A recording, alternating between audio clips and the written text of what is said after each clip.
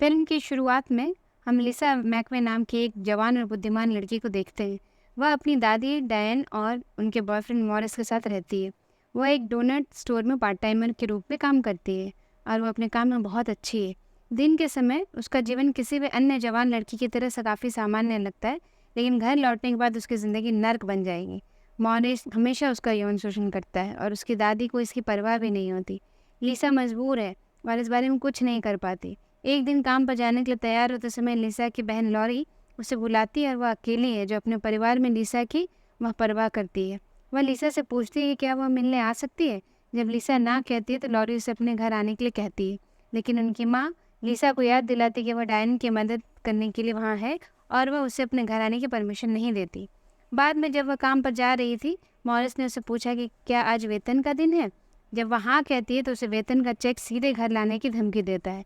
उस रात बाद में जब वह स्टोर से जा रही थी, तब उसके मालिक एड ने उसे रोका और वेतन का चेक सौंप दिया। लिसा ने उसे फ्रंट काउंटर को ले आने के लिए धन्यवाद दिया।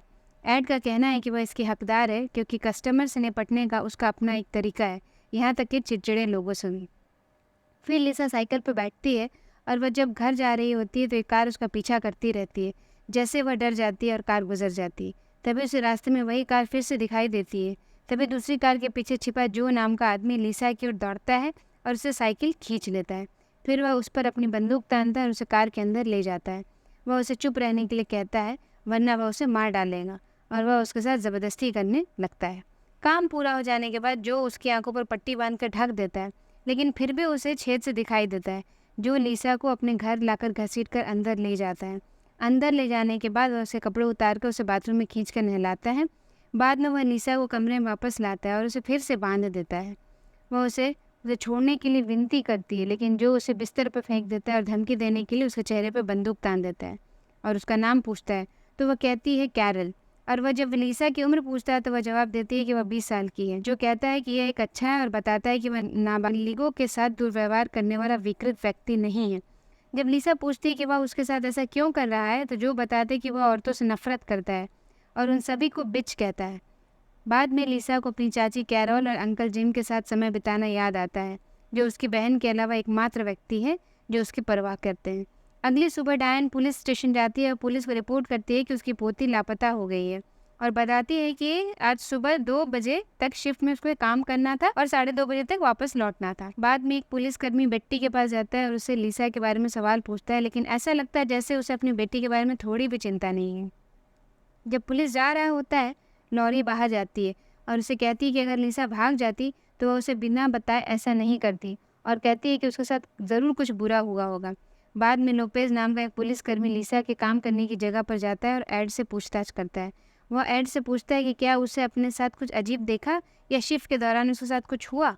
एड का कहना है कि वह काम से भागती नहीं है, वह सबके साथ अच्छा व्यवहार करती है और वह उस दिन की तरह हमेशा का दिन था। लेकिन वह बताता है कि जाते समय वह अचानक उदास लग रही थी। उसने प्रमोशन देने के लिए धन्यवाद भी किया जो महीनों पहले हुआ था।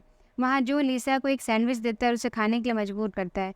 फिर वह टीवी पर एक टीनेजर लड़की के किडनैप होने की रिपोर्ट देखता है और इससे गुस्सा हो जाता है। वह लिसा से सवाल पूछता है कि क्या ये खबर उसके बारे में है और उसे पूछता है कि क्या वह टीनेजर है। लिसा कहती है कि वह 19 साल की है और एक हफ्ते में 20 साल की होने वाली है। थोड़ी देर बाद लिसा उसे पूछती है कि वह टॉयलेट यूज़ करना चाहती है और वह उसे ले जाता है। फिर वह उसे असहज महसूस करने के लिए बाहर इंतज़ार करने को कहती है। जबकि जो बाहर इंतज़ार कर रहा होता है, लिसा अपनी आंखों की पट्टियाँ खींचती है और दरवाज़ा बंद कर लेती है। फिर वह कुछ देर सोचती है और शीशे और टॉयलेट पर अपनी उंगलियों के निशान लगा देती है। फिर वह जूतों पर एक नज़र डालती है जिसे जो ने अंदर छोड़ दिए। डोर को बंद देखकर जो दूसरी चाबी से दरवाज़ा खोल देता है और गुस्से में उसे बाहर खींच लेता है। लिसा उसे बात करती है, उसे शांत करती है। उस रात बाद में जब जो सो रहा होता है तो लिसा उठती है और कॉल करने के लिए फ़ोन पर पहुंचती है, लेकिन जो उसे पकड़ लेता है और वो उसे जान से मारने की धमकी देता है। लिसा उसे विनती करती कि वह बस अपने पिता को फ़ोन करने की कोशिश कर रही है और कहती है कि उसके पिता बीमार हैं और केवल वही है एक इस दुनिया में जो उससे मिलते हैं। वह कहती है कि उसे यह सिर्फ जानना है कि वह ठीक है या नहीं। बाद में वह उसे घर जाने की विनती भी करती है और कहती है कि उसे अपने पिता की देखभाल करनी है और वह उसे आश्वासन देती है कि वह किसी को एक शब्द भी नहीं बताएगी। वह उसे बरगलाती है और उस पर विश्वास कराती है, जो तैयार हो जाता है और वह उससे छुटकारा पाने का फैसला करता है। वह उसे बांध देता है और घर से बाहर कार में खींच कर ले जाता है। वह एक गैस स्टेशन पर रुकता है और जब कार में गैस भर रहा होता है तो वो अपनी उंगली काटती है और अपना खून सीट पर लगा देती है। बाद में वह एक जगह रुकता है और लिसा को कार से बाहर खींचता है और एक पेड़ के पास छोड़ देता है, जो उससे कहता है कि अगर वो पुलिस के पास जाए तो उन्हें बताए कि वो छोटा, काला और पतला आदमी है, और कहता है कि जब तक वह चला न जाए तब तक वह अपनी आंखों से पट्टी ना हटाए, नहीं तो वो उसे गोली मार देगा। कार के चले जाने के बाद उस आवाज़ को सुनने के बाद अपनी आंखों से वो पट्टी हटाती है और अपने सामने एक पेड़ देखती है। फिर वह वहाँ से भागने लगती है। जो इसे मिरर से देखता है वह उसका पीछा करने के लिए मुड़ता है। वह एक कार के पीछे छिप जाती है और उसे छूट जाती है और अपने घर पहुंचती है और अपनी दादी को बताने की कोशिश करती है कि अपहरण कर लिया गया था और उसके साथ बलात्कार भी किया गया है, लेकिन वह उस पर विश्वास नहीं करता और उसकी दादी डायन कहती है कि वो झूठ बोलना बंद करे और पुलिस अधिकारी लोपेज को फ़ोन करती है और कहती है कि उसकी पोती घर पर है और अपहरण होने की कहानी बना रही है। अधिकारी लोपेज कहता है कि वह उससे कुछ प्रश्न पूछने हैं क्योंकि वह अपराध की शिकार है और कहता है कि वह उसे पिक कर लेगा। जब वह जा रही थी, डायन ने उसे चेतावनी दी कि वह अपने दीदी के बारे में पुलिस को ना बताए। बाद में उसे पुलिस स्टेशन ले जाया गया और लोपेज को बताया गया कि उसका अपहरण किया गया था। तब उसके साथ क्या क्या हुआ था वह पूछता है क्यों, उस पर कोई चोट के निशान नहीं है, तो वो कहती है कि उसे जान से मारने की धमकी दी थी और वो जीवित रहने की, लेकिन लोपेज पर विश्वास नहीं करता और पूछता है कि वह कोई कहानी बना रही है जैसे कि उसकी दादी ने कहा था। फिर वह कमरा छोड़ देता है और 2 अन्य महिला जासूसों को बात करने के लिए उस कमरे में भेजता है। फिर डिटेक्टिव रसेल और उसके साथी लिसा से सवाल पूछते हैं कि उन्हें यही बात करनी है और यह भी बतानी है कि उसे एक बिल्डिंग में ले गया था। उसने सीढ़ियाँ गिनी और कहा कि वह उसे एक ऑफिस बिल्डिंग के ऊपर वाले अपार्टमेंट में ले गया था। रविवार का दिन होते हुए भी उसने पड़ोसियों या अन्य किसी का शोर नहीं सुना और वह किडनैपर की उस समय के चेहरे का डिस्क्राइब भी करती है कि वह उसके साथ ज़बरदस्ती कर रहा होता है और उसे छूकर पता किया था। लेकिन रसेल ने उस पर विश्वास नहीं किया और पूछा कि क्या उसने रियल में इतनी घबराहट की स्थिति में यह सब देखा है। लिसा चिल्लाती है, वह सच कह रही है कि वह खुद को एक कोने में जकड़ लेती है। बाद में हम डडन नाम के एक चीफ जासूस को देखते हैं जो एक सीरियल किलर के बारे में बता रहा है। वह उसके हत्या के और टारगेट को चुनने के तरीके के बारे में बता रहा होता है और कहता है कि इसका कोई पैटर्न नहीं है, उसके पास अब तक कोई सुराग नहीं है। मीटिंग को खारिज करने के बाद रसेल लैरी नामक जासूस से मिलता है और लिसा के मामले में उससे मदद मांगता है। वह लिसा के पास जाता है और उससे बात करने की कोशिश करता है।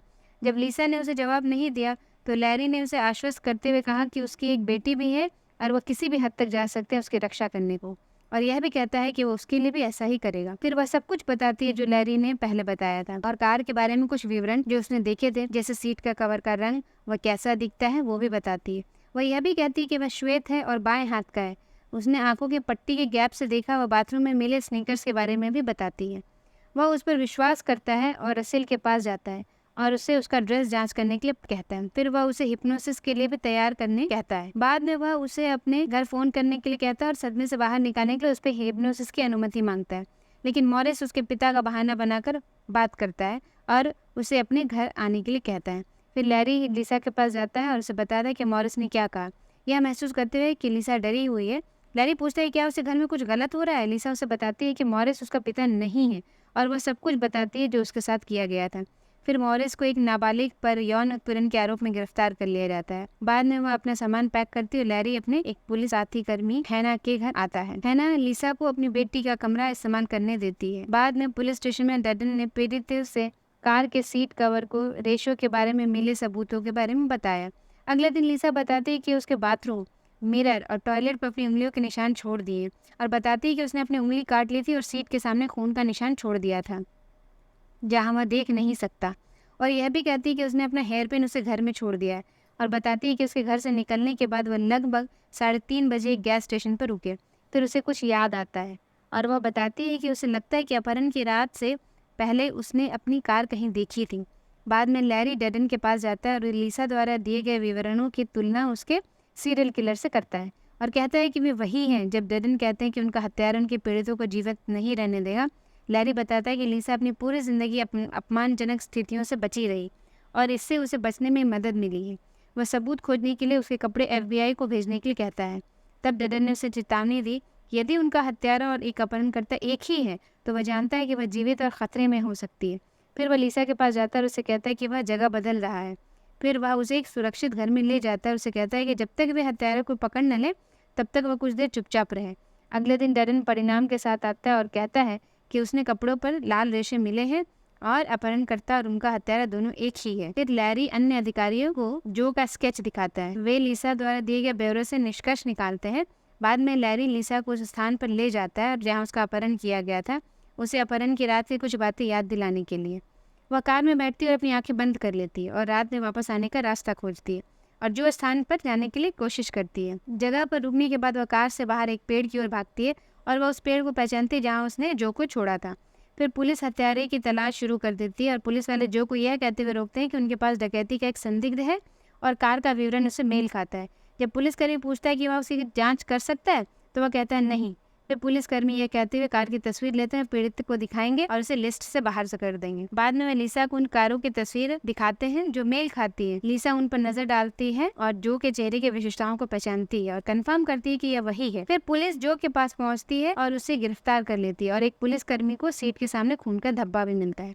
फिर लैरी और उसका साथी उसके अपार्टमेंट पहुंचते और 22 कदम गिनते हैं और वे अंदर जाते हैं और बाथरूम से लिसा की उंगलियों के निशान और उसके हेयर पिन भी प्राप्त करते हैं।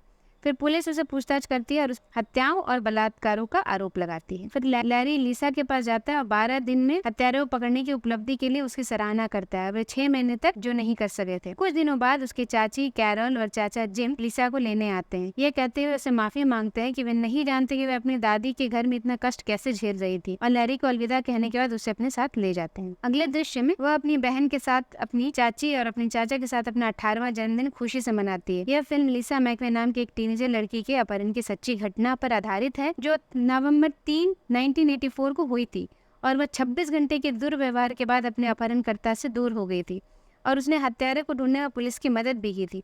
बॉबी जो लॉन्ग नाम के हत्यारे पर 10 हत्याओं और 50 से अधिक बलात्कारों का आरोप लगाया गया था। जुलाई 1986 को उसे फ्लोरिडा के इलेक्ट्रिक चेयर में मौत की सजा सुनाई गई। लिसा और उसकी चाची और चाचा द्वारा ले जाने के बाद वह कुछ वर्षों तक उनके साथ रही। बाद में उसने लॉ एनफोर्समेंट में अपना करियर बनाया और एक ऐसा परिवार बनाया जिससे वह हमेशा सपना देखती है। इस वीडियो को देखने के लिए आपका धन्यवाद। इसे लाइक करना ना भूलें और चैनल को सब्सक्राइब करें और नए वीडियो का नोटिफिकेशन पाने के लिए बेल आइकन पर भी क्लिक करें।